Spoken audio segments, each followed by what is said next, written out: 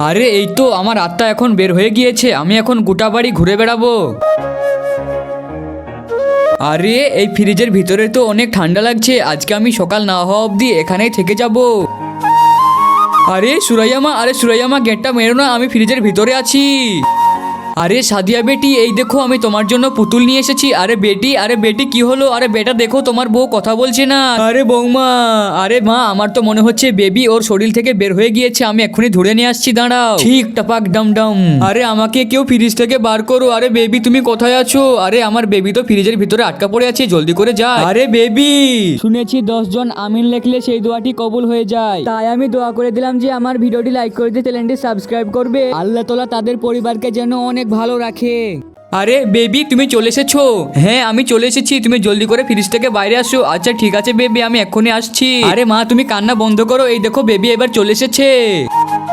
আরে মা আমি ঠিক হয়ে গেছি। ভিডিওটি ভালো লাগলে লাইক করো।